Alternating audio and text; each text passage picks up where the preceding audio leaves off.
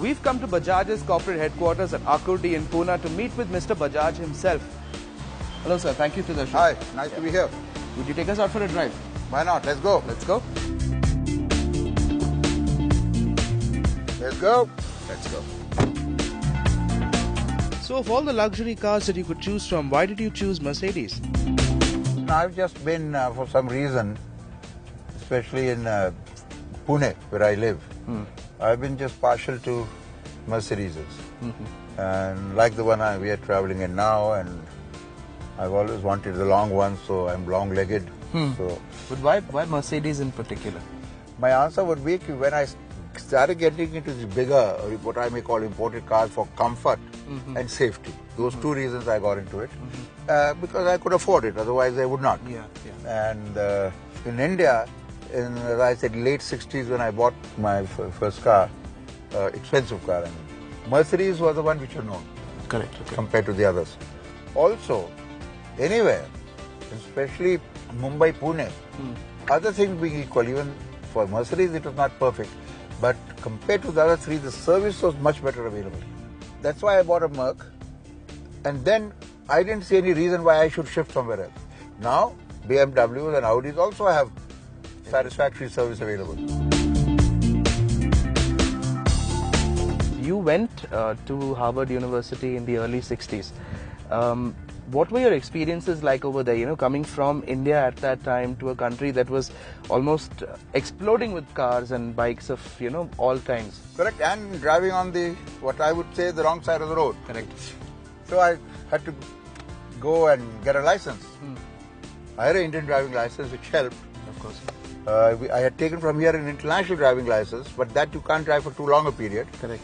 So I had to go and take a license. And what is interesting to note is in America, in Harvard Business School, where I was there for 2 years, broadly, there were 1,000 classes in 2 years, 500 a year.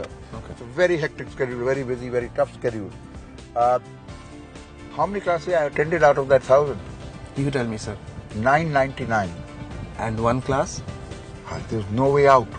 I had to skip that to go and get my driving license. So we had to buy a car. I had to buy a car. Buy a cheap car. And I bought a Studebaker Packard. How much did I buy it for? $375. A Studebaker Packard. Second hand. So we drove 25,000 miles in 3 months' time from southern part of America, including Mexico, and up north to Niagara Falls, into Canada and all that. Went everywhere, all over. I mean, it's a huge country, you can't go everywhere, but north, south, east, west, Yellowstone Park, Grand Canyon, Carlsbad Caverns, Blue Ridge Highway, all over the place. When was it that you learned to drive yourself? It was when I just turned 18. Okay. Because I didn't want to, and my parents didn't want me to drive before I was legally allowed to drive. And there was 18, and I remember a friend of the family took me in his car. I don't remember what it was, but it was Baba Adam Jamana. So when you were younger, did you have, were you passionate about sports cars? Did you like sports cars? 2 cars which I used to drive in the family. I still remember that. Both by chance were produced and sold there, though it was imported partly, by the old Premier Automobiles. One Dodge, painted good yellow-black, not the taxi yellow-black. Other was, I think, a Chevrolet, maroon in color, convertible.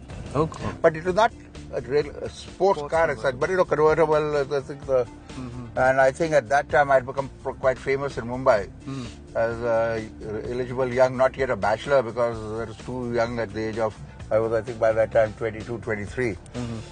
But my present wife, I started courting at that time, and most of the time we were out in either that Dodge, the yellow-black Dodge, or in the maroon convertible. I think it was a Chevrolet. Do you were you interested in motorsport? I mean, as you know, you were Bajaj. No, into, my sons probably, especially the younger one. But in the company, also that was seriously discussed. Like, you know, Honda. Right, of course. Car and two-wheeler. Formula One and all that, and people are mad about that. And they felt that to improve their technology, they had to participate in Formula One racing and all that. And did that, and they've just got out from that because they're doing badly. Even that company doing so well relatively thought it was too expensive. So for us in India, till now, tomorrow one doesn't know, this an extremely expensive proposition where the cost benefit will not work out. Well, sir, our interview has come to an end. Thank you. Thank you so much for chatting with us. I know you're extremely busy. Thank you very much.